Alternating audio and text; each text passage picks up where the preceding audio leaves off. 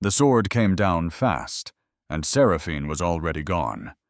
She moved before the blade found her, a twist of the hips, a step to the left, the wind of it kissing her jaw, where her throat had been a breath earlier. Steel sang. The training yard held its breath, and the guard who'd swung at her stumbled forward into the space she'd left behind, off balance, teeth clenched, humiliated, before the sun had even cleared the castle towers. Because that was the thing about Seraphine. She didn't wait to be attacked. She answered. Her boot hooked his ankle. Her elbow found his spine, and the big man went down into the wet spring earth with a grunt that echoed off the stone walls, defeated for the third time that morning by a girl half his weight and twice his want. "You fight," he panted from the mud, like you've got something to prove. She didn't answer. She never answered. She just offered her hand. He looked at it. That calloused hand, scarred across the knuckles. The hand of a woman who had earned every inch of the ground she stood on. And after a long moment, reluctant, he took it. Let her pull him up. Because even the ones who resented her had learned slowly and painfully that Seraphine was no joke on that field, not with a blade in her grip.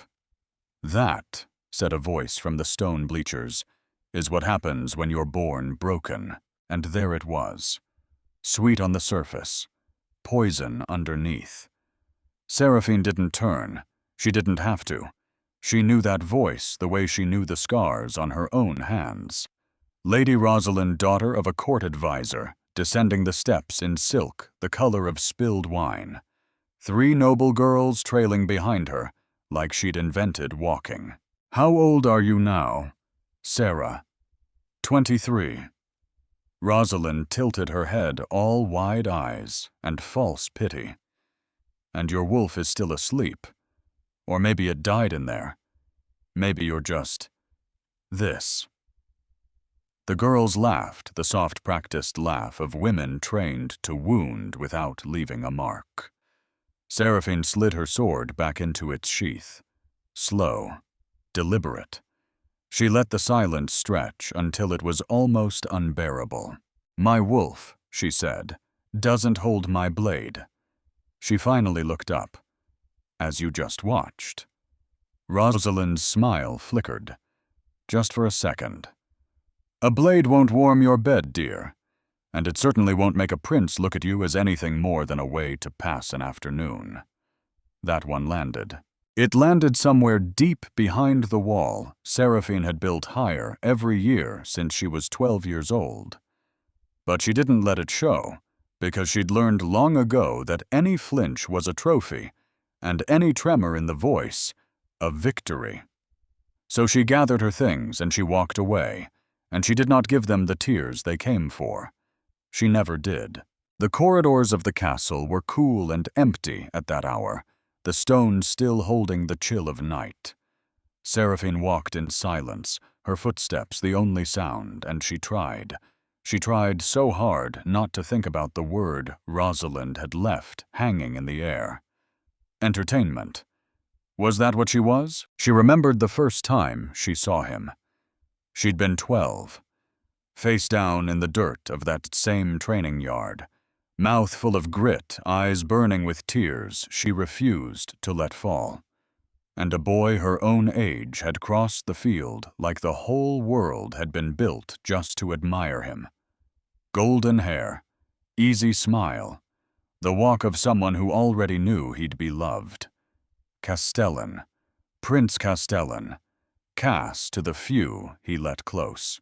He'd stopped, looked down at her in the dirt, and instead of laughing, he'd offered his hand.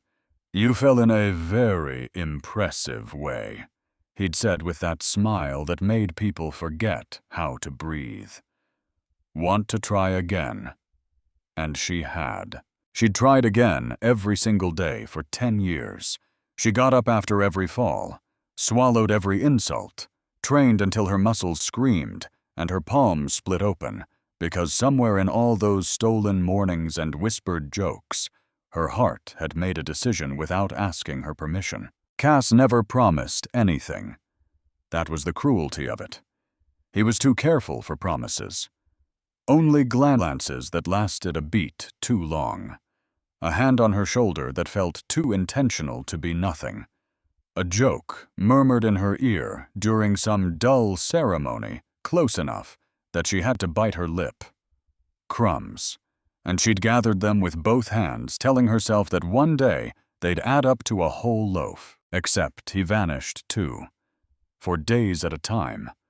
With other women with other stories he'd return with, and Seraphine would pretend not to hear. Pretend she was a safe harbor he could always sail back to, no matter how many storms he chose to weather with someone else. She stopped at a corridor window looking down at the yard below, where the soldiers had begun their morning drills. Small figures moving in patterns she knew by heart. And then her eyes lifted. Higher, to the eastern tower, where a single figure stood on the highest terrace. Watching. King Aldrich. Seraphine felt something move down her spine. Not fear exactly, but something adjacent to it, the sharp, prickling awareness of being seen. Because even at this distance, even without being able to make out his face, she knew his eyes were on her. It wasn't the first time. For years now, she'd caught him in unexpected moments. On the training field when she thought no one was watching. In the corridors when she carried reports to the commanders. In the herb gardens when she helped old Tobias gather lavender. Aldrich was always there watching, and he never once approached. How was everything his brother was not? Where Cass was light and warmth and laughter that came cheap, Aldrich was shadow and silence and a gravity that made people straighten their spines without knowing why. 7 years older, crowned too young after their father died too soon. And he carried that crown like it weighed as much as the mountains behind the castle. Seraphine looked away from the tower. Her heart was beating faster than it had any right to. Why is he always watching everything? She pushed the thought down into the place she pushed everything, and she kept walking because she had no time for riddles. Her own life was tangled enough. She had no idea. None. That in 2 weeks everything she'd built her hope on would come crashing down in front of the entire court. And that the man on the tower would be the one to catch her. The great hall blazed with crimson and gold that night. Banners hung from the ancient beams, catching the torchlight, and the whole castle seemed to pulse with music, with laughter, with the scent of spiced wine and roasting meat. The court had gathered to honor the warriors returned from the northern border, a victory that meant months of peace. And Seraphine stood in a corner near a stone column, in a plain dress the color of storm clouds, feeling like a shadow that had wandered into a painting. She should have been in the back, with the other soldiers and the servants, the ones who didn't wear silk, but Cass had insisted. "Stay where I can see you," he'd told her that afternoon with that smile. "It's going to be a special night." She didn't know what it meant, but hope, that stubborn creature that refused to die, no matter how many times she buried it, had woken up in her chest anyway. From her corner, she could watch the whole hall, the nobles turning in the center of the floor, the elders murmuring in their clusters, and at the back, raised above them all on the ceremonial dais, the king. She caught herself looking at him before she understood she was doing it. Aldrich wore black. He always wore black, as if he refused any color that might soften him. His dark hair was tied at the nape of his neck, and his eyes, even from across the hall, seemed to swallow the torchlight rather than reflect it. He didn't dance. He didn't smile. He simply existed there, a still point, around which the whole room turned, while pretending not to notice. And then, as if he felt the weight of her stare, he looked back. His eyes met hers across the crowded hall, and the air left her lungs. There was something in that look, something that didn't match the distance between them, a question she didn't know how to answer. For one insane moment, Seraphine had the feeling that this man could see straight through every wall she'd ever built, down to the exact place where she kept her deepest wounds. Then Cass appeared beside her, and the spell shattered. There you are. 2 glasses of wine in his hands, a flush already high on his cheeks. I've been looking for you. She took the glass and tried to calm the wild thing in her chest. You said tonight was special. Her voice came out steadier than she felt. What did you mean? He drank before he answered. Long, deep. It wasn't his first glass, maybe not even his third. The crescent moon ritual. His voice too loud. 2 weeks from now. Her stomach dropped. The ritual. The ceremony where wolves claimed their mates. Ancient heavy, with meaning, it sealed alliances and decided bloodlines and bound 2 souls before the whole court in a circle of ancestral runes. She'd watched it a dozen times from the shadows, always knowing her place in that sacred circle was impossible. How could a woman without a wolf ever be claimed? I know what it is, she said carefully. What does that have to do with me? Cass stepped closer, close enough that she could smell the wine on his breath. Everything, he whispered. It has everything to do with you. And then, before she could breathe, before she could think, he turned to the knot of young nobles who had drifted near, drawn to him the way they always were. Did you all hear that? His voice rang out loud enough for a dozen people to catch. At the next crescent moon ritual, I'm going to claim Seraphine. The hall went silent. The blood drained from her face, because all around her the stares multiplied, surprised, curious, some openly hostile, and the whispers began almost at once, spreading through the crowd like fire through dry grass. The prince is going to claim her, but she doesn't have a wolf. She must have bewitched him. It's a joke. It has to be a joke. Seraphine wanted to disappear, wanted the marble floor to open and swallow her whole. And yet, God help her, hope burst in her chest like a sunrise anyway. He chose me. After 10 years. He finally chose me. Cass turned back to her triumphant drunk on the reaction he'd caused. Surprise, he said softly. She opened her mouth to answer, to question, to say anything at all that wasn't just standing there like a fool with her heart in her throat. And her eyes, moving on their own, found the dais at the back of the hall. Aldrich was no longer watching the crowd. I was watching her. Only her. And the expression on his face, something like contained alarm, something like a warning. He couldn't speak. Sent a chill straight down her spine. She didn't understand it then. But she would. What she also didn't know, what no one whispered where she could hear, was that Cass's declaration had nothing to do with love. It had to do with the council.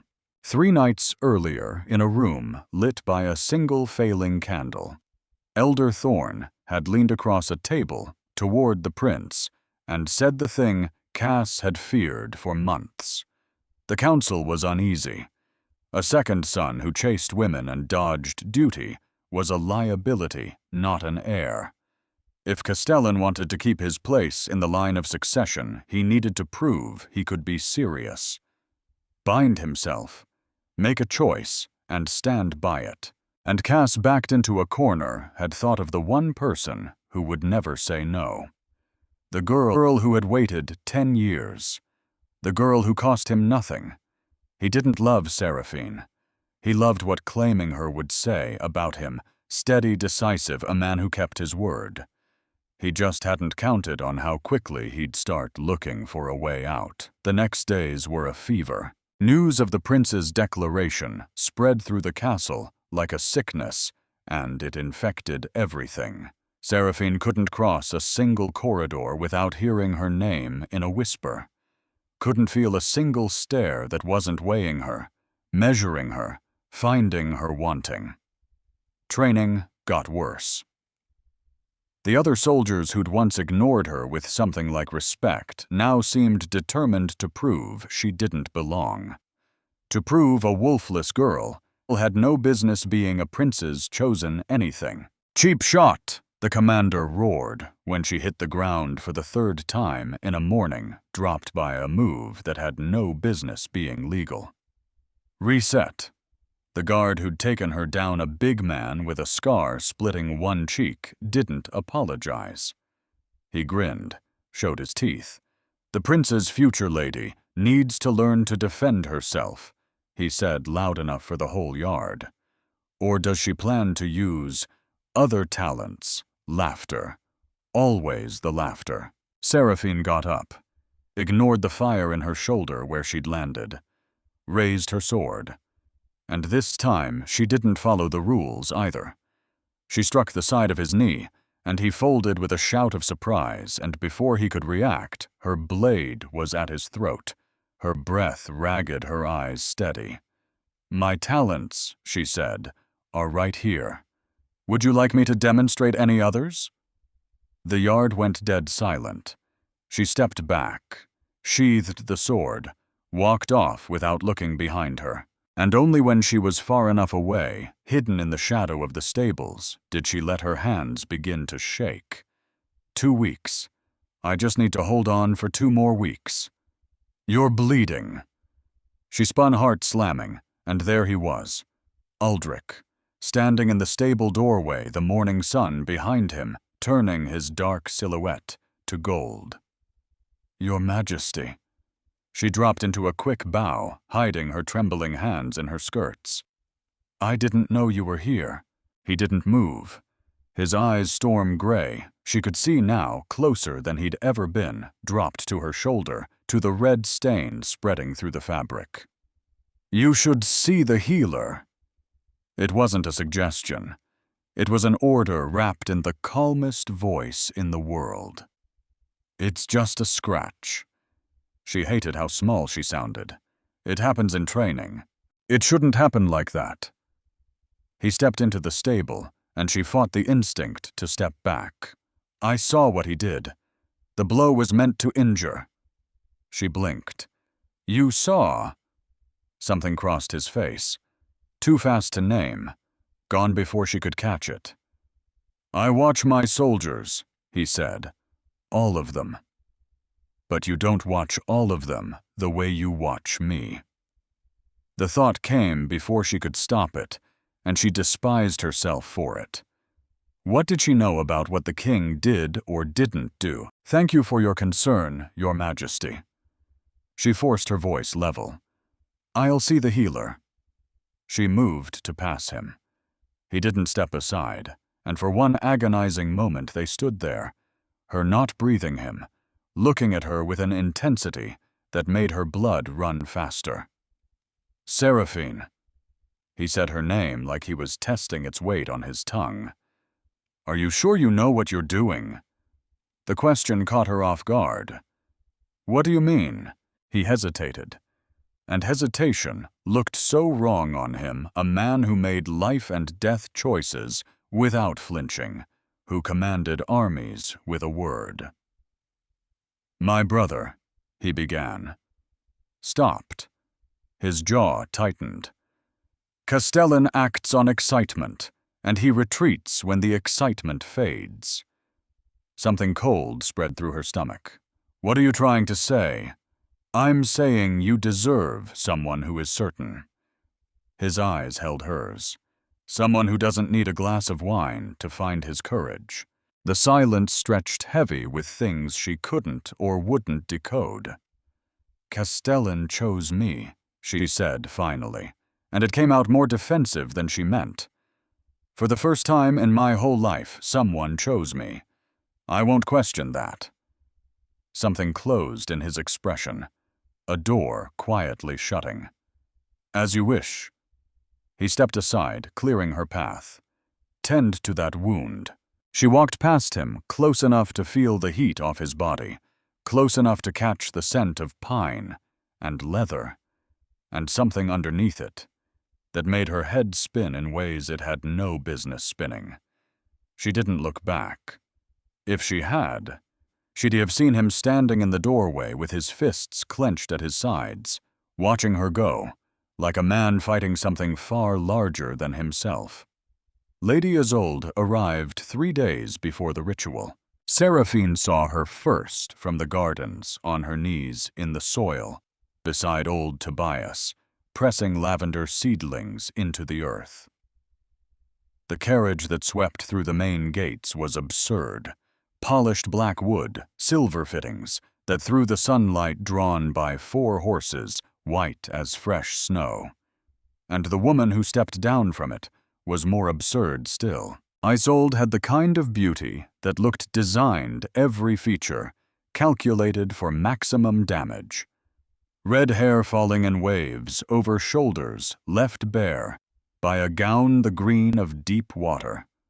Eyes the pale, precise blue of winter ice sweeping the courtyard like a general reading a battlefield. And when those eyes found Seraphine across the garden, they gleamed. Not with curiosity, not with interest, but with recognition, the kind a predator feels when it spots exactly what it came to hunt. "Who is she?" Seraphine asked, unable to look away.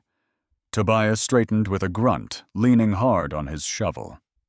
"Lady Isolde, daughter of a duke from the eastern lands." He spat on the ground, a gesture she'd never once seen from the gentle old man. "They say she came to win the king.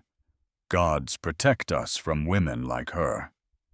Seraphine watched the servants scurry to unload the trunks, watched Isolde walk into the castle like she already owned every stone of it. Something tightened in her chest, a warning she couldn't name. She pushed it aside, because in 3 days, Cass would claim her.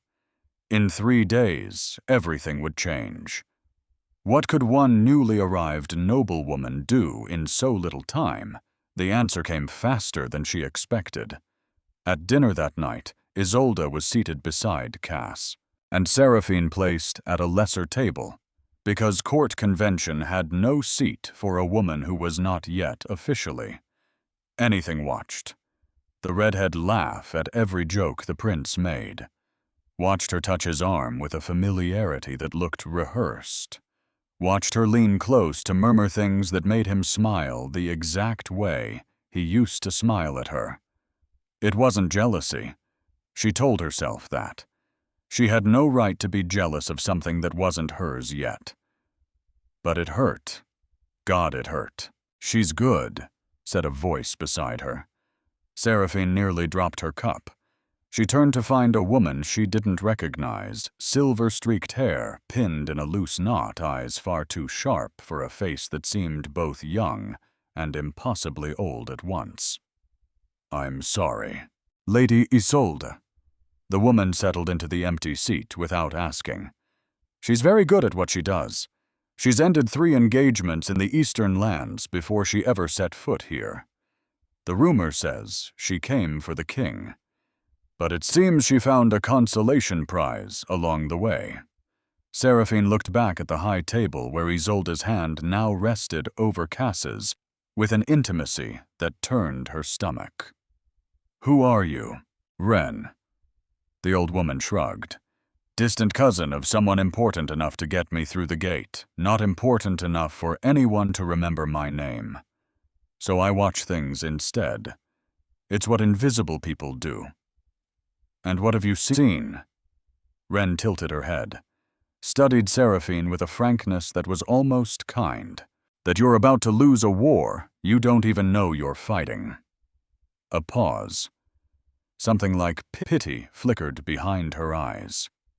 "That Lady Isolde marked you as an obstacle the second she stepped out of that carriage. And that the prince—" She stopped. The prince has never been very good at resisting things that are shiny and new. Castellan promised me. Castellan promises many things. Wren rose, smoothing her plain skirts. The question, child, is what he keeps. She was gone before Seraphine could answer, swallowed by the crowd, as if she'd never been there at all. Seraphine looked back at the high table. Cass' head thrown back, laughing at something Isolde had said, entirely lost in the redhead's orbit. And on the dais, Aldrich watched. Not Isolde, not his brother. Her. She felt the weight of that gaze, like hands pressed to her shoulders, like a question, with no words. What do you want from me? And when he finally looked away, turning to a counselor, bending toward his ear, she could still feel the warmth of where his eyes had been, like a mark burning on her skin. The 3 days that followed were their own kind of slow torture. Isolde seemed to be everywhere at once. In the gardens when Seraphine walked to training, in the corridors when she returned, at every meal taking the seat that should have been hers. And the redhead was never openly cruel. She was worse than cruel. She was sweet, polite, kind in a way so exaggerated it bled. "What a lovely dress," she said, catching Seraphine in a corridor. "So practical. Perfect for a woman who spends her days in the training yard. You must teach me how you manage a sword without ruining your hands. Mine would be destroyed." Oh, helping the healer again. How wonderfully humble. It's so nice to see someone who knows her place. Every word a fine, invisible cut. Every one of them drawing blood, and Cass was disappearing. Not from the room he still came to dinner, still smiled when their eyes met. But there was a new distance, now, a hesitation where there used to be certainty. He didn't seek her out between events, didn't wait for her after training, didn't whisper jokes in her ear anymore. On the eve of the ritual, she found him alone in the gardens. Cass. He turned, and for just a second, just one, she saw something like guilt cross his face. "Seraphine." He smiled. It didn't reach his eyes. "What are you doing out here so late? Looking for you." She stepped closer, trying to ignore the alarm screaming in her chest. "I wanted to talk about tomorrow." Tomorrow. He looked away, ran a hand through his golden hair. "The ritual," she said when he offered nothing. Do you still mean to claim me?" The silence that followed was the most honest thing he'd given her in weeks. "Sarah." He sighed, still not looking at her. "Things have gotten complicated." "Complicated how?" "How their council's pressuring me. My brother's questioning everything." "You promised." Her voice came out steadier than she felt. "In front of everyone, Cass. You promised." "I know." He took a step toward her hands, raised like she was something he was trying to calm. "And I'll keep my word. I need a little time. To sort some things out." Time.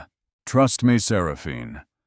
He took her hands in his, and for 1 weak, traitorous second, she let herself believe. "I would never let you down. You know that." But the truth was, she didn't know that. Not anymore. She nodded anyway. Let him kiss her forehead. Let him leave her there in the dark garden with a heavy heart and a mind full of storms. She looked up at the sky. The moon was swelling toward full pale and enormous over the castle walls. 1 more day. She had no idea it would be the last day of the life she knew. The night of the ritual came with a moon so bright it turned the dark to silver. The great hall had been transformed.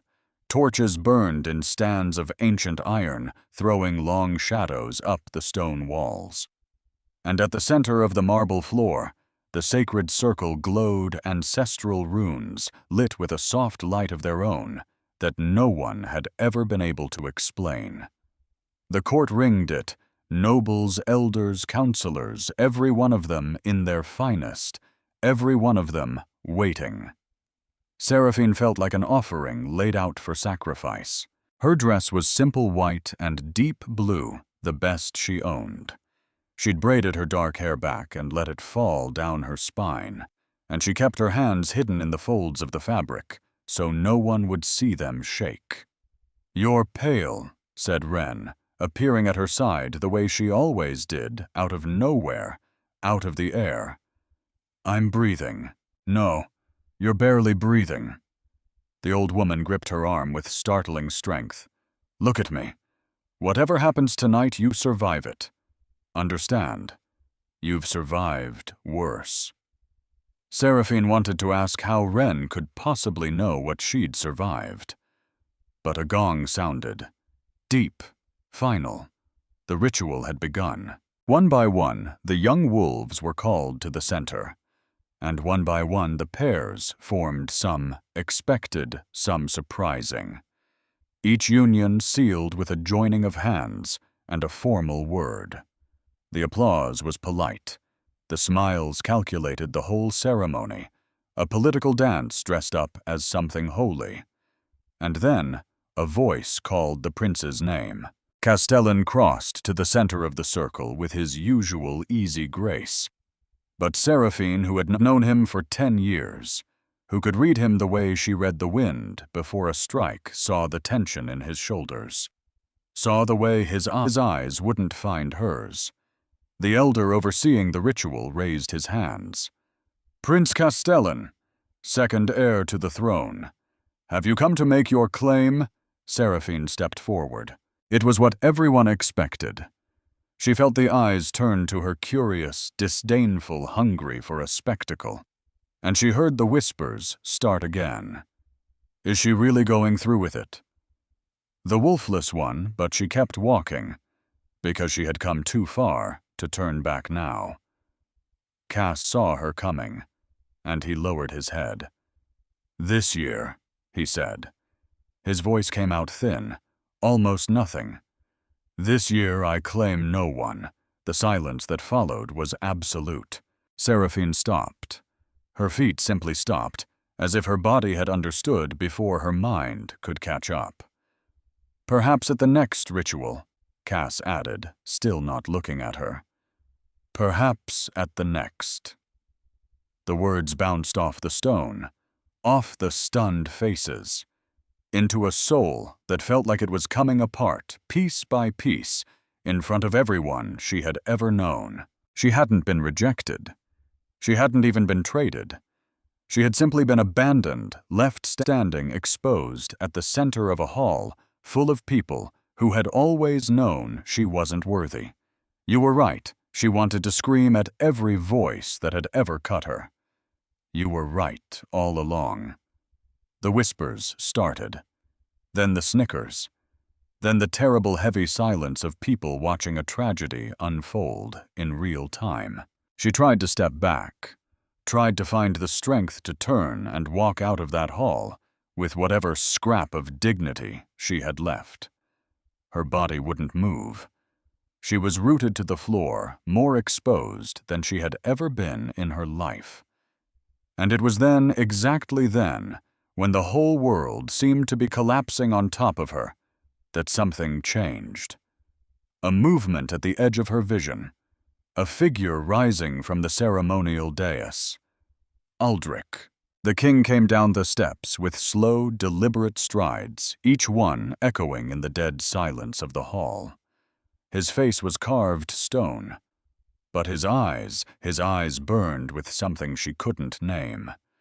He walked into the sacred circle as if the runes did not exist, as if the ancient rules did not apply to him. And perhaps they didn't. Because he was the king. And kings made their own rules. He stopped beside her, close enough that she could feel his warmth, close enough to catch the scent of pine and storm. He looked at Castellan, and the prince went pale, stepping back on instinct before the quiet fury of his older brother. Then Aldrich turned. To the whole hall. To the gaping nobles, the outraged elders, to Isolde, frozen in her place. And he spoke, his voice calm, controlled, and utterly devastating. My brother could not claim her. A pause that seemed to last a lifetime. Because the one who will is me. The world exploded into chaos. Seraphine felt the floor vanish beneath her feet for the second time that night. But this time, it was different. This time, there was something holding her up. Someone. He didn't touch her. He didn't drag her, didn't force her, didn't take her like a thing to be owned. He simply extended his hand, palm up, fingers open, and waited, offering, respecting, letting her choose. Seraphine stared at that hand, as if it belonged to some creature from another world. She looked up into the king's face, searching for a reason, a motive, anything that would make sense of what was happening. She found nothing there but certainty. She never quite knew why she did what she did next. Maybe it was desperation. Maybe instinct. Maybe something deeper, something that had been waiting years for this exact moment, without her ever knowing it was there. Her hand found his, and when her skin touched his, something inside Seraphine, something that had been silent her whole life, stirred. A warm spark shot through her chest, climbed her throat, skipped her heart a full beat, and then it faded, leaving her knees weak and a trail of sensation she could not begin to explain. Her eyes went wide, her breath caught, and she wasn't the only one who felt it, because across that small space, Aldrich's hand had gone still around hers, and the king, who never showed anything, who wore stillness, like armor, was staring down at their joined hands, with the stunned expression of a man who had just walked into something he never saw coming. He had meant to save her. He had not meant to feel that. Somewhere in the shadows of the hall, Lady Isolde watched her carefully woven web begin to tear, and her pale eyes narrowed to something cold and patient and dangerous. And the wolfless girl, the broken one, the one they'd all written off, had just been claimed by the king. The chaos didn't end when the king spoke. It only changed shape. The silence that followed Aldrich's declaration lasted 3 heartbeats. Seraphine counted, because counting was the only thing keeping her upright. 1, her hand still in his. 2, the whole hall holding its breath. 3, and then the storm broke. Voices erupted from every corner. Whispers became exclamations, became open protest.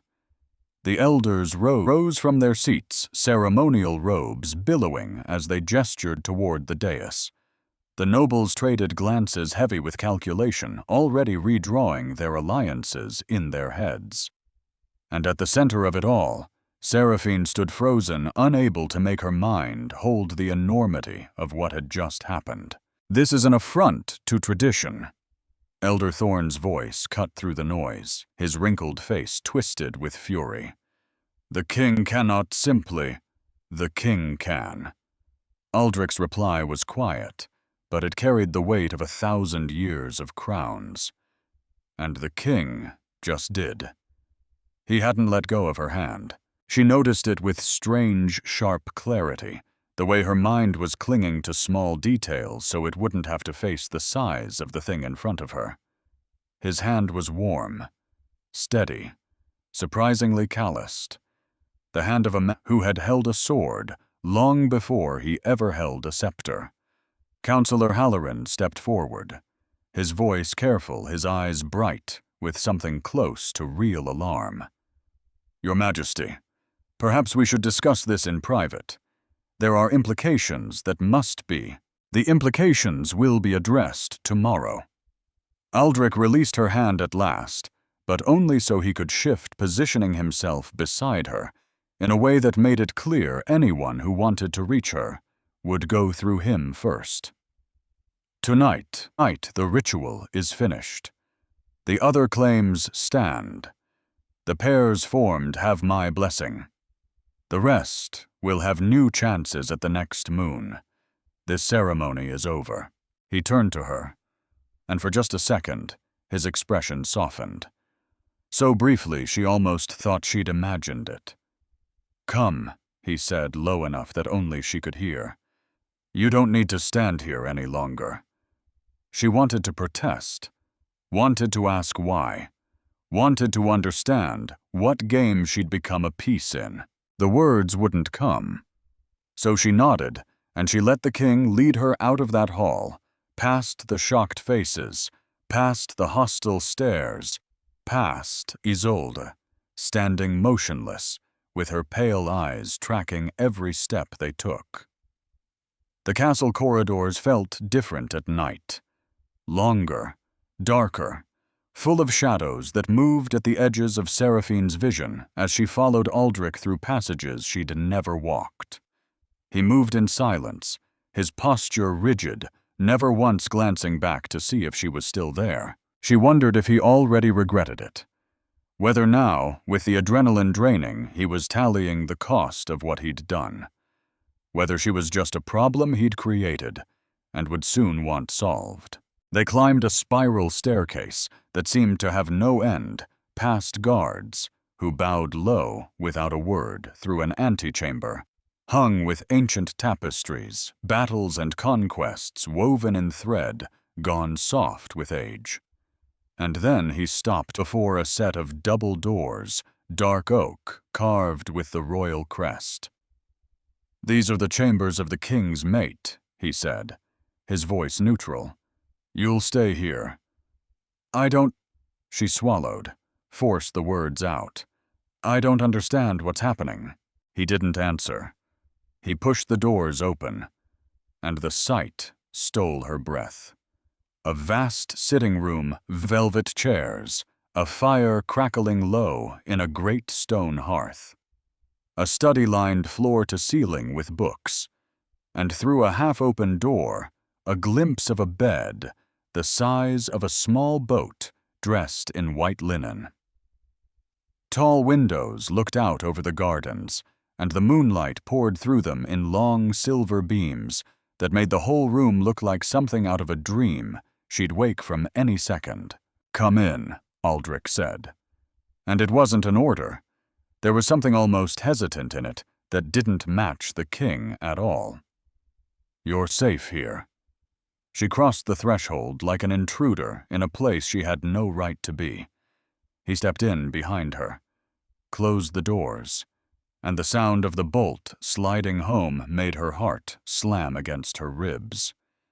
"You have nothing to fear," he said, reading her the way he seemed to read everyone. "Nothing will be forced on you." She turned to face him. In the glow of the fire, he looked different. Less the distant king, more a man. The shadows softened the hard lines of his face, and there was something in his eyes, a weariness maybe, or something he usually kept locked away, that made her want to step toward him instead of back. "Why?" The question finally broke loose, carrying all the confusion and hurt of the night. "Why did you do this?" Aldrich walked to the fire, braced one hand on the mantel, stared into the flames. "Because you did not deserve to be humiliated again." "That isn't an answer. It's the truth." He turned, and the intensity in his gaze made the air feel heavier. "I watched you grow up on that training field. Every fall, every insult, every time you stood back up when anyone else would have stayed down. I know your strength, Seraphine, better than you know it yourself." Something tightened in her chest. "But before all that," he went on quieter now, "I knew your parents. I watched your mother and father fight beside mine at the borders. I saw their loyalty. their courage. When they died in service, it was my father who swore you would never be left unprotected. He brought you into this castle, and when he was gone, a breath, that promise became mine. For an instant, everything made a kind of terrible sense. So that's it. That's all it is. Duty. You were watching me because you felt responsible. It wasn't a question. It was an understanding, cold and complete.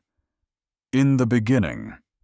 He didn't look away, didn't try to soften it. Yes. And now. This time he hesitated. And hesitation on Aldrich looked like a crack in a mountain. Over time, he said slowly, it stopped being about duty. There was something about you I couldn't ignore. Something that pulled my eyes to you, even when 1,000 other things demanded them. I told myself it was admiration. Respect for your stubbornness. His jaw tightened. But tonight, when I saw you standing there exposed, abandoned in front of all of them, my instinct would not let me leave you in that shame. And for the first time in a very long while, I did not want to fight it. She didn't know what to say. Relief and shock and something she didn't dare name all rose in her at once. And now, she whispered, what happens now? He studied her for a long moment. Now you rest. Tomorrow there will be the council and explanations and consequences. He walked toward a second door, his own room, she realized. You'll sleep here, alone. I expect nothing from you, Seraphine. If there is ever anything between us, it will be by your choice. Not duty, not gratitude, not tradition.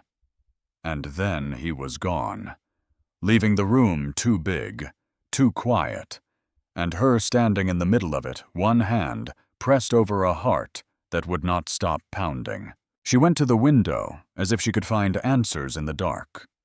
The moon spilled cold light across the gardens. But inside her, there was only warmth. A warmth that made no sense. Because hours ago, or minutes, or a lifetime, she'd been waiting for Castellan to claim her, the prince she thought she loved. And now she stood here, replaying the moment a different man had come down from his throne and offered his open hand. What is happening to me? The question rose not as panic, but as vertigo, her whole world tipping on its axis. And for the first time, she had no idea who she was becoming. The knock came at dawn. Seraphine came awake in silk sheets, disoriented, reaching for the thin mattress of her old quarters that wasn't there. My lady, a woman's voice through the door. The king requests your presence at breakfast. She looked down at the wrinkled ritual dress she still wore, and nearly laughed at the sheer absurdity of it. The woman who came in was round-faced, sharp-eyed, balancing a tray of water and towels, and folded over her arm, a dress of deep green fabric, simple in cut, but unmistakably fine. I'm Mirabelle, she said, stepping in without waiting. I've been assigned to you. The king sent this. He thought you might want to change before you go down. Seraphine took the dress, ran her thumb over the softness of it. The king thought. Castellan had never once thought about such a thing. Whether she had anything to wear, whether she was cold, whether she needed anything at all. He simply assumed she'd be there whenever he wanted her. The council's been at it since before dawn, Mirabelle murmured, helping her out of the old dress. The elders are furious. Tell me what they're saying. Mirabelle hesitated, fingers pausing at the ties. I don't know if I should. Please, I'd rather know what's waiting for me. The maid bit her lip, torn between caution and some new budding sympathy. They say the king's gone mad. That choosing a woman without a wolf is an insult to the royal blood. Some want the claim annulled. Others say it can't be undone once it's made in the sacred circle. A pause. And the prince. Something flickered across her face. Pity, maybe. The prince shut himself in his chambers after the ritual. They say he hasn't come out. Good said a hard part of Seraphine. But another part, the part that had loved Castellan for 10 years, that still carried that love, like a scar, felt a stab of something that refused to become anger. The breakfast hall was a battlefield dressed as a dining room. When she entered with Mirabelle at her shoulder, every head turned, and Seraphine felt the weight of all of them at once. The king rose when she walked in. It was a small thing, subtle, but she saw the shock ripple across the faces at the table, because kings did not stand for anyone. Seraphine. He gestured to the chair at his right, the place of honor, the consort's seat. Sit. She crossed to it on legs that didn't feel like hers, and when she sat, she could see them all clearly now. Counselor Halloran calculating, Elder Thorne still red with last night's outrage, and Isolde. The redhead sat directly across, flawless in ivory, that made her look like a bride at her own wedding. Her eyes met Seraphine's, and the smile that curved her lips was sweet as honey, and just as sticky. "Seraphine, dear." Her voice slid across the table. "What a charming little dress. Green suits your origins." Seraphine opened her mouth. Aldrich was faster. "Lady Isolde." His voice was ice. "You came to this castle as a guest. Guests keep certain courtesies, especially toward those who hold places of honor at the king's table." The smile faltered. "Your Majesty, I only nothing." He didn't raise his voice, but something in it made the oldest counselors sit up straighter. "Seraphine is mine. I chose her. Any disrespect toward her is an insult to me. I trust that's clear." The silence was thick enough to cut. Isolde dropped her eyes to her plate. Her cheeks flushed, and Seraphine felt a flicker of satisfaction she immediately smothered. "Not now. This isn't the time for small revenges." Counselor Halloran cleared his throat, reclaiming the room. "Your Majesty, we must address last night. The council has concerns." "Concerns?" Aldrich said the word like he was turning it over, looking for the rot inside. "And what would those be?" "Lady Seraphine has never manifested her wolf." Halloran spoke like a man crossing a frozen lake. "Tradition is clear.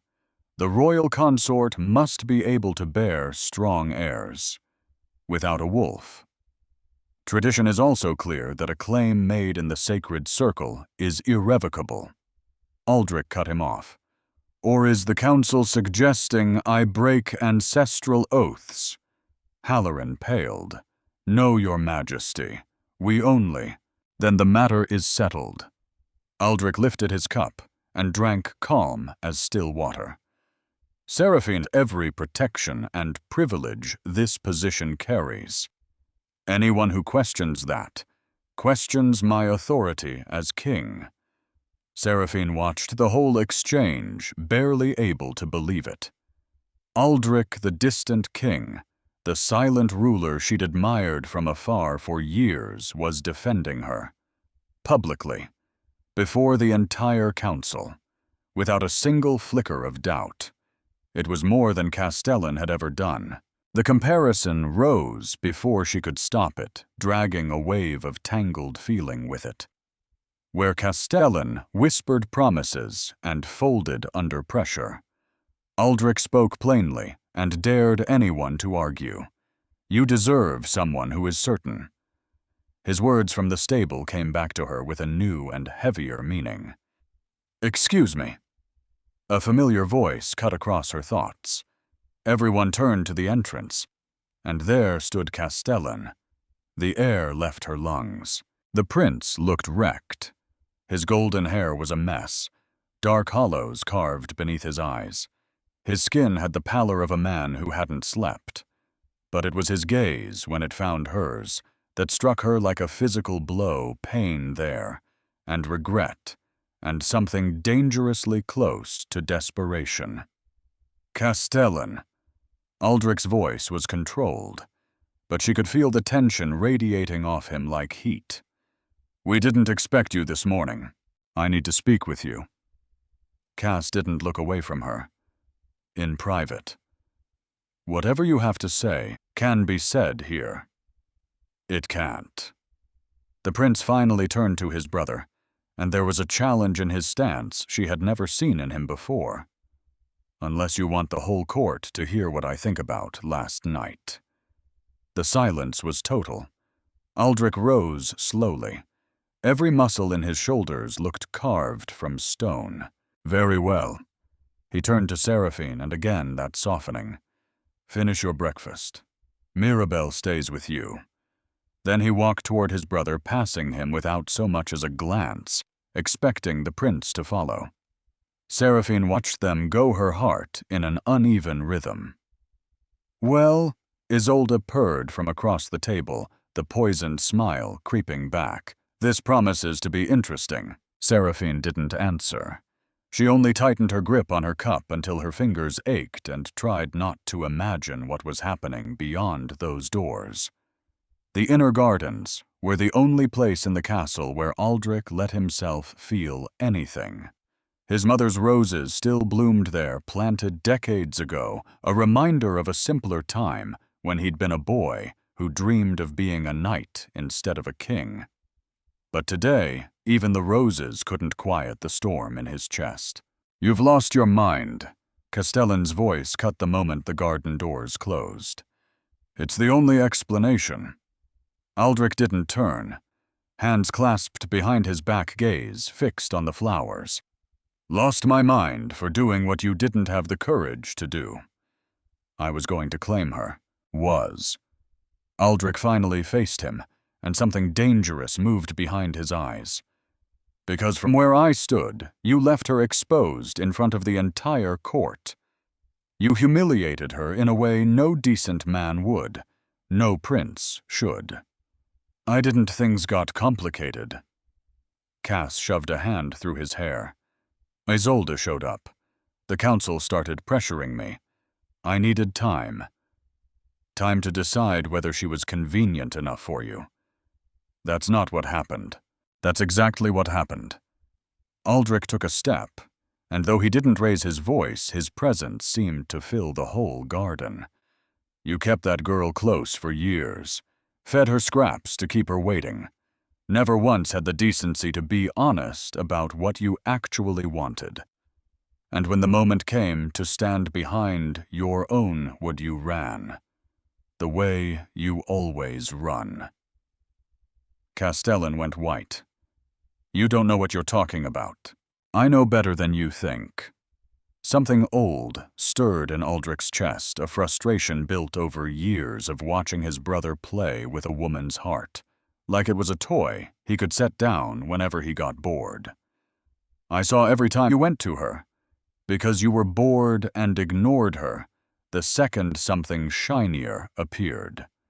I saw how she waited, how she believed you, and I saw her face last night when you left her standing there alone. I didn't abandon her. I just needed more time." Time for what? To decide whether Isolde's blue eyes were worth more than 10 years of loyalty. The prince was quiet a long moment. When he spoke again, his voice had dropped. "And you're certain of her?" The question hit somewhere Aldrich wasn't braced for. "What are you trying to say?" "I'm saying you came out of nowhere and claimed her in front of everyone." Cass stepped closer, accusation sharpening his face. "You who never showed interest in anyone. You who turned down every match the council ever put in front of you. And suddenly Seraphine is worth a public scandal." Aldrich's jaw tightened. "That is none of your concern." "None of my concern." A bitter laugh, empty of humor. "You took the woman I meant to claim, and it's none of my concern. You didn't lose her because I took her. Aldrich's voice went sharp as a drawn blade. You lost her the moment you left her alone in that circle. I didn't take her from you, Castellan. You threw her away. The silence after was heavier than anger, because there was pain in it too, the pain of two brothers who had somehow become rivals over something neither of them fully understood. Do you love her? Cass asked, almost a whisper. Aldrich didn't answer right away, because the truth was he didn't know. What he felt for Seraphine was a tangle he hadn't dared unravel. I respect her, he said finally. I admire her strength. Our father protected her because he owed her parents a debt. We inherited that debt. You failed it. I repaired the damage. Castellan studied him a long moment. Something indefinable crossed his face. You've always been like this, he said, and his voice trembled now with fury, each word scraping something raw. The perfect son, the exemplary prince, the unshakable king. And now you use our father's name to avoid admitting the truth that you want her. Castellan. But the prince wasn't hearing anything. He lunged, fist clenched, aimed at his brother's jaw, and Aldrich caught it mid-air. His hand closed around Cass's fist like an iron shackle. No hesitation, no visible effort, just raw strength and absolute authority. Stop, Aldrich said low. Before you do something you can't undo. Cass wrenched at his arm. Aldrich pivoted, twisted, pinned his brother from behind, forearm locked across his chest. The prince snarled, thrashing like a trapped animal. You want to know what's really happening to you, Aldrich murmured near his ear. Pride. Nothing but pride. You never once saw Seraphine for who she is. You never wanted the woman who stood beside you for 10 years. You wanted what she did for your ego. He released him, stepped back, let the prince find his feet. And then he struck the true blow. Tell me, Castellan. Aldrich lifted his chin. If I undo the claim right now, this instant, would you claim her? Cass opened his mouth. No sound came out. And if you did, Aldrich pressed merciless, would it be because you want her, or because your pride is bleeding? The words cut deeper than any fist. Without another word, the prince turned on his heel and left, abandoning the king alone among his mother's roses. Aldrich stood there a long time, staring at the flowers without seeing them. You want her too. The words wouldn't leave him. They dragged up things he'd spent longer than he cared to admit trying to bury. The way she lifted her chin when she refused to show weakness. The spark in her eyes when she put a bigger opponent on the ground.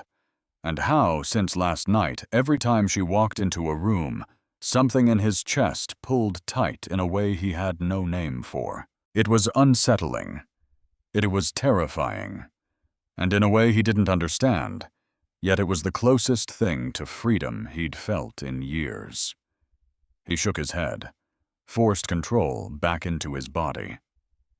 There was a kingdom to run a council to calm, and a confused young woman who depended on him for protection. This was not the time for existential doubt. He gave the roses one last look and walked back toward the castle.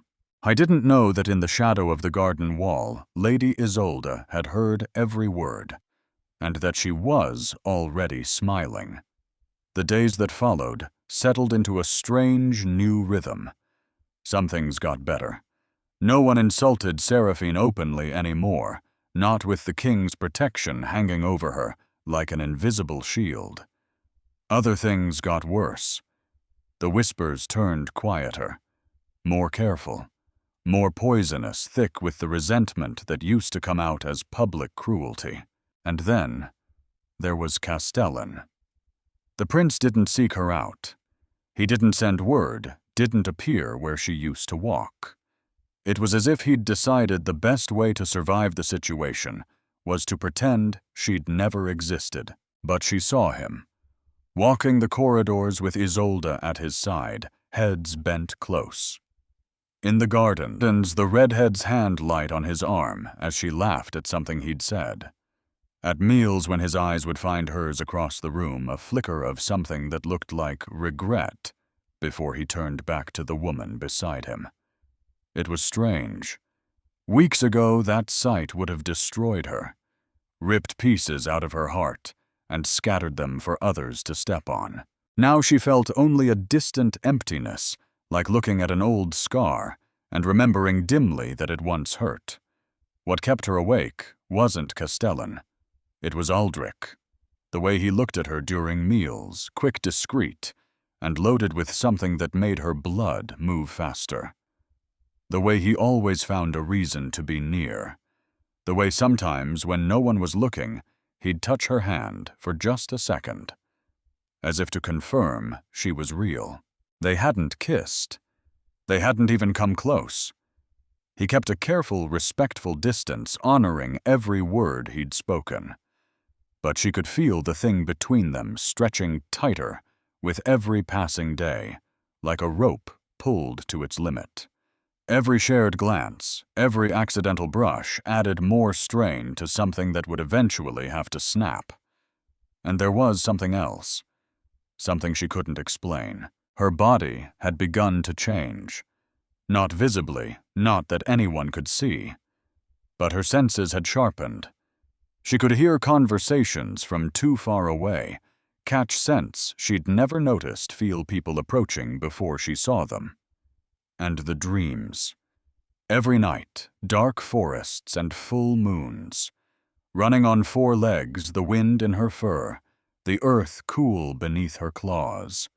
And always, always, a great wolf running beside her, silver-eyed, enormous, matching her stride for stride. She woke each morning with her heart racing and a strange, aching sense of loss she couldn't name. It was Wren who first spoke the thing Seraphine had been afraid to think. The old woman found her in the library of all places, curled in a window seat, with a book she wasn't reading. "You've been dreaming," Wren said. Not a question. Seraphine went still. "How do you—" "Of forests. Of the moon." Wren lowered herself into the seat opposite, joints creaking. "Of a wolf who won't leave your side." The book slid from Seraphine's fingers. "I told you I watch things, child. And I've watched you longer than you know." The old woman's eyes were kind, but there was something behind them, a grief, ancient and worn smooth. "Your mother had those dreams too, before you were born. You knew my mother. I knew both your parents." Wren's voice dropped. "I knew them in the north before this castle ever took you in.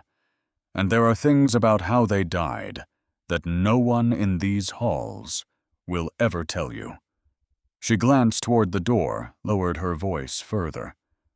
"They didn't die the way the stories say, Seraphine. They didn't die in some border skirmish." The room seemed to tilt. Then how— Wren opened her mouth, and the library doors swung open. Counselor Halloran stepped through papers under his arm, a smile on his face that didn't reach his eyes. "Lady Seraphine, the king wishes to see you." By the time Seraphine turned back, Wren was already rising, her face smooth again, the moment sealed shut. "Another time," the old woman murmured. But there wouldn't be an easy another time, because the thread Wren had tugged loose had already begun to unravel everything. She found it 3 nights later. She hadn't gone looking. Not really. She'd only been unable to sleep, and the study attached to her chambers held shelf after shelf of old records. Genealogies, border reports, the dusty bones of the kingdom's history. And something Wren had said kept circling in her mind. They didn't die the way the stories say. So she pulled down the old campaign ledgers, the ones from the year her parents fell. and she read by candlelight until her eyes burned. The official account was simple. Her mother and father, both soldiers of the King's Guard, killed in a northern raid 22 years ago. Clean, tragic, ordinary. Except the numbers didn't work, because the ledger listed no raid that season, no casualties on the northern line at all. The border had been quiet that entire year. She checked it twice, 3 times, her heart climbing higher with each pass. There had been no battle for her parents to die in. And then she found the second book, tucked behind the others. A private record in a cramped hand she didn't recognize, listing deaths the official ledgers didn't. Names crossed out, notes in the margin. And near the bottom of one page, 2 names she knew better than her own. Her mother's, her father's. Beside them, a single word. Silenced. And beneath it, in a different ink, an initial she'd seen 100 times at the foot of council decrees. T. Seraphine's hands went cold. Thorn. She didn't hear the door open behind her. Didn't hear the footstep on the rug. Until a voice, low and careful, spoke from the dark. "You shouldn't be reading that." She spun the candle, guttering heart in her throat. And there stood Castellan. Not with anger, not with the arrogance she'd braced for, but pale and quiet, and looking older than she'd ever seen him. "I know what you found," he said, "because I found it too, a long time ago." He stepped into the light. "And I've been too much of a coward to do anything about it. Until now." Seraphine stared at him. The prince who had abandoned her. The prince she'd wept for. "Why," she managed, "would you help me?" Castellan looked at the ledger in her hands. At the name. At the word beneath it. "Because I owe you a debt I can never repay," he said. "And because if what's in that book is true, then your parents aren't the only ones in danger." He raised his eyes to hers. "My brother is being poisoned, Seraphine. And I think the same people who silenced your family are the ones doing it." The candle went out. And in the dark, the moon outside the window swelled toward full 2 nights, no more, from the fullest it would ever be. 2 nights from everything. The word hung in the dark between them. Poisoned. Seraphine relit the candle with hands that wouldn't quite steady. And in its small returning light, she looked at Castellan, really looked, and saw a man she didn't recognize. Gone was the golden boy who collected hearts the way other men collected coins. What stood in her chambers now was someone hollowed out, someone who had been carrying a terrible thing alone for too long. "Tell me everything," she said. "Now." So he did. He told her how he'd noticed it months ago, his brother growing tired, in a way sleep didn't fix, the gray, creeping into a face that used to be carved from certainty. The tremor Aldrich hid in his left hand during council, the way he'd started gripping the arm of his chair when he stood as if the floor had become less trustworthy. "Everyone said it was the crown," Cass murmured. "The weight of it. Ruling too young for too long." He shook his head. "But I know my brother. Aldrich doesn't tire. Aldrich has never tired in his life. Something is wrong. And Thorn. Elder Thorn has served this castle for 40 years. He was here when your parents died. He was here when our father died." Cass's jaw tightened. And every time a person of the old bloodlines has come too close to power, they've had a way of vanishing. Quietly. Conveniently. The old bloodlines. The phrase snagged on something deep in Seraphine's chest, a hook she couldn't see. "Why would he poison the king?" she asked. "Aldrich is his king. Because a strong king can't be steered. Cass looked at her, and there was something like shame in his eyes. But a weak one, a sick one leans on his counsel, trusts their counsel, signs what they put in front of him. And if that king dies without an heir. He stopped. Then the council chooses who comes next. Seraphine finished, cold understanding sliding down her spine. And Isolde, Cass said quietly, did not come here for love. She came here with a purpose. I was too vain to see it. I thought she wanted me. A bitter laugh. She wanted a throne, and Thorn promised her one. The candle flame bent in a draught neither of them had made. How is he doing it? Seraphine asked. The poison. That's the thing I could never find. Cass spread his hands, helpless. There's no wound, no obvious dose. Aldrich eats what the whole table eats, drinks what everyone drinks. Whatever it is, it's slow. Patient. It's been built in him for months, and no healer in this castle can name it. But Seraphine had gone very still, because something was surfacing. A memory old and half-buried from all those mornings on her knees in the herb garden beside old Tobias, the gentleman who'd taught a lonely girl the names of every green and growing thing while the rest of the castle forgot she existed. There's a flower, Tobias had said once, pressing a dried gray bloom into her palm. Looks like nothing. Smells like nothing. But steep it long and slow, and it puts the wolf to sleep. A little, it calms. A lot over time, he'd closed her fingers over it. It hollows a shifter out from the inside. Steals the wolf first. Then the body follows. Wolfsbane, she breathed. Not the killing kind, the slow kind. Cass stared at her. The what? Moon's Veil. Tobias called it Moon's Veil. Her mind was racing now faster than her mouth could keep up. It suppresses the wolf.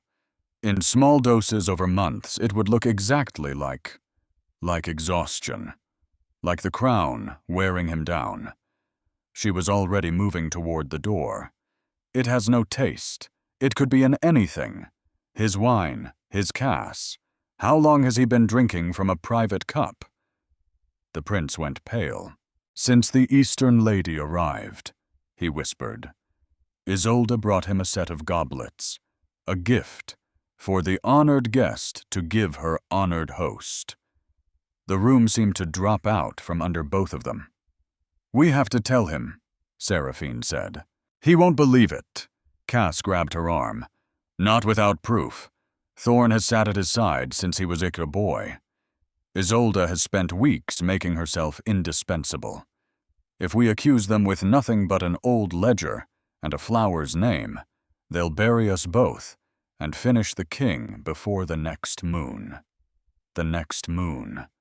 Seraphine's eyes went to the window where the moon hung fat and silver and nearly whole. 2 nights, she said slowly. That's all we have. And something inside her, the thing that had been stirring for weeks, the thing from her dreams, turned over in its sleep and opened one eye. She didn't sleep that night, or the next, because her body wouldn't let her. The change came slowly at first. A heat rising from somewhere with no name, deep beneath the breastbone. Her skin grew unbearably sensitive, every brush of the sheets like a spark. Her hearing sharpened until she could count the guards on the floor below by their heartbeats. And underneath it all, that presence, ancient and enormous, pressing up toward the surface of her, like something rising from deep water. By the second night, the night of the full moon, she was pacing her chambers like a caged thing, sweat on her brow, her whole body singing a song she didn't know the words to. And it was then, at the worst possible moment, that everything broke at once. The scream came from the great hall. Not a scream exactly. A cry of alarm cut short. and beneath it, carried to her on senses, no wolfless girl should have had a sound that stopped her heart cold, a body hitting stone. She ran. Down the spiral stairs, through the antechamber, her bare feet silent on the ancient rugs, the moon pouring through every window and setting her blood on fire. And when she burst into the great hall, she saw it. Aldrich, on the floor. The king was down on one knee, one hand braced against the marble, the other clutching his chest. His face was gray as ash, his breath coming in shallow, ragged pulls. And standing over him, not helping, only watching with a patience that was its own kind of horror, was Elder Thorn. And beside Thorn, ivory gown, glowing in the torchlight, Isolde. "The king has collapsed," Thorn announced to the gathering nobles, his voice thick with false grief. The strain of his unfortunate decisions has finally caught up with him. "We must think of the succession. He's being poisoned." Seraphine's voice cut across the hall like a blade. Every head turned. She strode into the center of the room, and she did not feel small. Not tonight. Tonight, the moon was in her veins, and the truth was in her mouth, and for the first time in her life, she was not afraid of any of them. "He is not sick," she said. "He is being murdered. Slowly, with moon's veil steeped into his wine. And it comes from a set of goblets given to him by the woman standing right there." Isolde's face didn't move, but her eyes did a flicker fast as a struck match toward the goblet still sitting on the arm of the king's chair. Thorn recovered first. "This is madness. The girl has no wolf, no standing, no. She has a witness." Castellan stepped from the shadows at the edge of the hall, and a gasp moved through the nobles, because the prince held in his hand the second ledger. The private one, the one with 2 names crossed out, and a single initial beneath. "And she has this, my father's true record of the dead. Names that never happened in battles that never happened. Signed every one of them with the same hand." He raised his eyes to the old man. "Yours, Thorn." The hall erupted, and in the chaos, Seraphine dropped to her knees beside Aldrich. His eyes found hers. Storm gray, gone dim. And even now, even dying. The first thing that crossed his face was not fear for himself. It was fear for her. "You shouldn't be here," he breathed. "It isn't safe. Be quiet," she whispered, "and let me save you for once." Because she could smell it now. The moon's veil. Sharp and false beneath the wine on his breath, exactly as Tobias had warned her. And her heart broke and hardened in the same instant. Months. He had been drinking his own death for months, standing between her and the whole hostile world, while the poison hollowed him out from the inside. And she would not let him go. "Guards!" Thorn's voice rose shrill, now the mask cracking. "Seize them! They've assaulted the king, take them!" But no guard moved, because something was happening to the girl kneeling on the floor. The heat that had been building in Seraphine for 2 days, became a wildfire. It tore through her all at once, no longer a stirring, no longer a whisper, but a roar. Her spine arched. A sound broke from her throat that was half a gasp and half something older, something that had been waiting 23 years for exactly this moment. The moon poured through the high windows and struck her like a hand, and every wall she had ever built, every year of "you are broken, you are less, you are nothing," shattered. The pain came first. Bone's muscle, the very shape of her remaking itself from the inside out. She screamed, or maybe she howled, she couldn't tell the difference anymore. The world dissolved into heat and pressure and light. And then, as suddenly as it began, it ended. She opened her eyes. Everything was different. Colors sharper.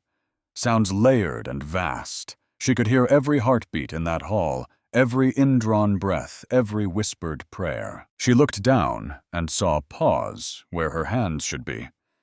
Black fur dark as midnight. Claws catching the torchlight. I shifted, and she was enormous.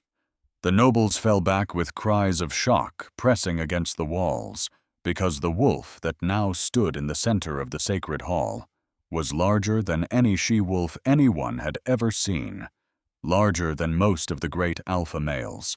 Black as a starless sky, her eyes a molten gold. The wolfless girl had a wolf, and she was magnificent. Seraphine or the wolf, she had become, the two of them. One thing now turned her golden eyes to Elder Thorn, and the old man ran. He didn't get 3 steps. She was on him before he reached the door. Not to kill some human. Part of her held the beast back from that, but to pin. One great paw pressing him to the marble, her jaws inches from his throat, a growl rolling out of her that shook the torches in their iron stands. He screamed. He wept. He confessed there on the floor of the hall in front of every noble and elder and counselor in the kingdom, to the poison, to the ledger, to the murder 22 years ago of 2 loyal soldiers whose only crime had been the blood in their veins. The guards took him then, willingly. And in the sudden ringing quiet, Seraphine let the shift take her back. It was faster this time. In seconds, she was herself again, trembling and human, and Castellan was there, with his own cloak to wrap around her shoulders. But she pushed past him, because there was only one thing that mattered. She knelt again beside the king. Aldrich's eyes were closed now, his breath so shallow she could barely find it. "No," she whispered. "No, you don't. Not after all of that. Not now." And she did the only thing she knew how to do. She called for Tobias, for hot water and the counter-herb the old gardener had once named to her in the same oreth as the poison, because that was the way of green things. He'd told her, anything that harms has a cousin that heals, if you know where to look. She held Aldrich's head in her lap through the longest night of her life. She pressed the bitter draught to his lips a drop at a time, and she talked to him. About the training yard. About the first time she'd seen him on the tower, watching. About every small valent kindness she'd been too blind to understand. And somewhere in the gray hour before dawn, his fingers found hers. Weak, trembling. But there. "You two," he rasped, without opening his eyes, "are far too stubborn to have as a mate." Seraphine let out a sound that was half a sob and half a laugh, and she pressed his hand to her cheek, and she wept openly for the first time in more years than she could count. Because he was alive, and because he had said the word. Mate.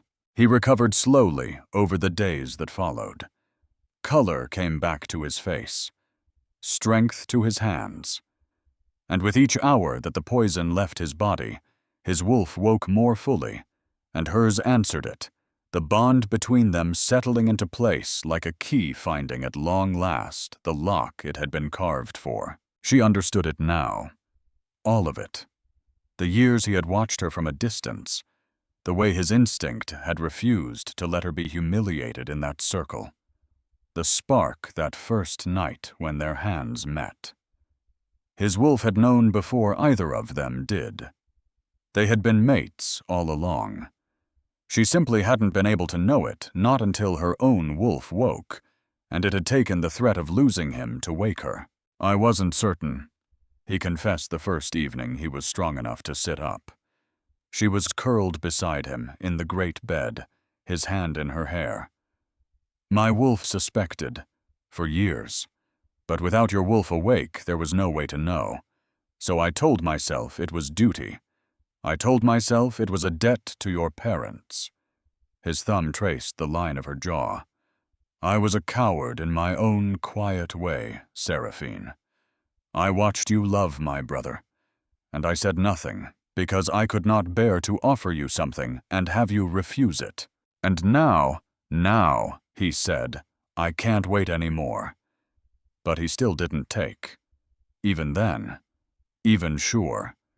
He only lifted her hand to his lips and waited the way he had waited in the circle, the way he had waited all along for her to choose. And she did. She chose him. There was one more truth still buried, and it came a week later when the old sage arrived. Orin had traveled from the far northern villages, summoned by whispers that had run across the land like fire, a wolfless girl who had shifted into a beast the size of legend. He was ancient, bent, his eyes clouded with age, but sharp beneath. And when he was brought before Seraphine in the great hall, before the assembled court, he stopped, stared, and slowly, painfully, he lowered himself to one knee. The hall went silent. "Ancient blood," he whispered. But in that stillness, everyone heard it. "By all that runs beneath the moon," the old man breathed. "The lost line. It didn't die. It sat sleeping in the very castle that thought itself its master. Because here was the last truth, the one Wren had been trying to tell her in the library, the one Thorn had killed to keep buried. Seraphine's parents had not been simple border soldiers. They had been the last quiet remnant of a royal line older than Aldrich's own, a bloodline overthrown. 3 centuries past its heirs, scattered and hidden in the northern villages, its power sleeping in its descendants' veins, waiting for the right moment to wake. And there at last, the final knot came loose. "Your father, the old king," Orin said, lifting his clouded eyes to Aldrich. "He did not lie to you, boy. He believed what he was told. Thorn fed him the same false ledger he fed the rest of the world. Your father protected this girl out of a true and honest grief for 2 loyal soldiers, never once knowing the men who died were killed by the very hand that wrote their eulogy." The old man's voice dropped. "Thorn let a good king carry a comfortable lie to his grave. That is what men like him do. They do not only kill the innocent, they poison the memory of the honest." Aldrich closed his eyes, and Seraphine understood the weight that lifted from him, then the knowledge that his father had not been part of it, that the man he'd tried his whole life to be worthy of had been deceived, not complicit. The girl they had called broken, the wolfless one, the entertainment. She was not less than any of them. She was by the oldest blood in the kingdom more. Elder Thorn had not been protecting tradition. He had been protecting a lie, the lie that Seraphine's family were nobodies, when in truth they were the one thing that could unseat the very council he served. He had murdered her parents to keep a secret. He had deceived a king into mourning them falsely, and he had tried to murder another king to keep his own long grip on power. He would answer for all of it. The nobles who had laughed at her bowed their heads. The elders who had called her an insult to the royal blood knelt. One by one, the whole hall lowered itself before the woman they had spent years despising. But Seraphine wasn't watching them. She was watching a figure at the back of the hall. Castellan stood half in shadow, and he had not bowed with the others. He simply stood there, watching the world he'd known rearrange itself around a girl he'd thrown away. Their eyes met across the crowded hall, and there was no anger in his face, no arrogance, none of this careless pride she'd grown up loving from the wrong distance. There was only a deep and hollow emptiness, and beneath it, something that might have been the beginning of the man he could have been if he'd been braver sooner. He'd helped her. In the end, he had. He'd found the ledger and carried the truth into that hall when it might have cost him everything. It didn't undo the years of crumbs. It didn't erase the humiliation in the circle. But it was something. A door left cracked open on the possibility of a different man. He inclined his head to her, just slightly, an apology too large for words, and then he turned and walked out of the great hall alone into a future he would have to build without the throne, without the girl, without any of the easy things he'd always assumed were his. Seraphine watched him go, and she felt the last of an old wound finally quietly close. The girl who had loved a prince was gone.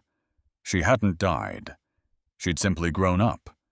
There was Isolde, too. They found her, not fled, as everyone expected, but sitting alone in the guest chambers she'd been given, hands folded in her lap, waiting.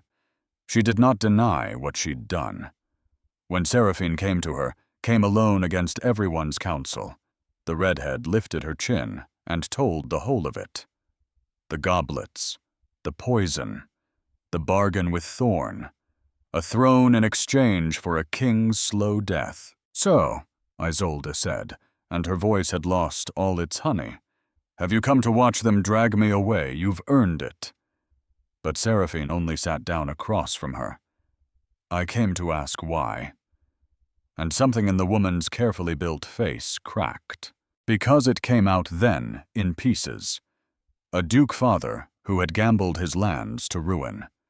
Debts that would have put her whole family in chains. And Thorn arriving like a serpent with an offer: do this, and your family is saved. Refuse, and watch them fall. She had not chosen the crown out of greed alone. She had been a piece on his board, same as Seraphine's parents, same as the old king with his comfortable lie. The man had made his whole long life out of using people and discarding them. It didn't make it right.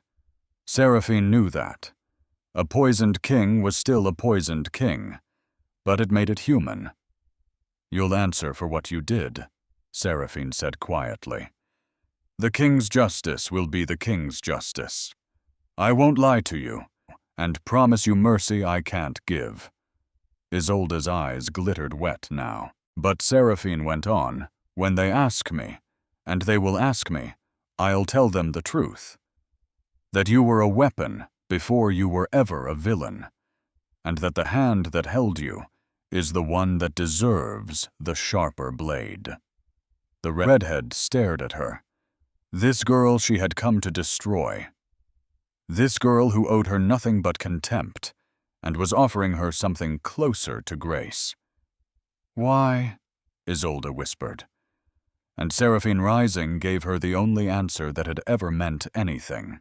"Because someone decided a long time ago that I was worth less than everyone else in this castle. And they were wrong." She paused at the door. "I won't build my new life by doing to you what they did to me." The morning she stood before the whole kingdom to take her place, the sun poured gold through the high windows of the great hall. Mirabelle had dressed her in black and silver, the king's colors, and the choice was no accident. It was a statement.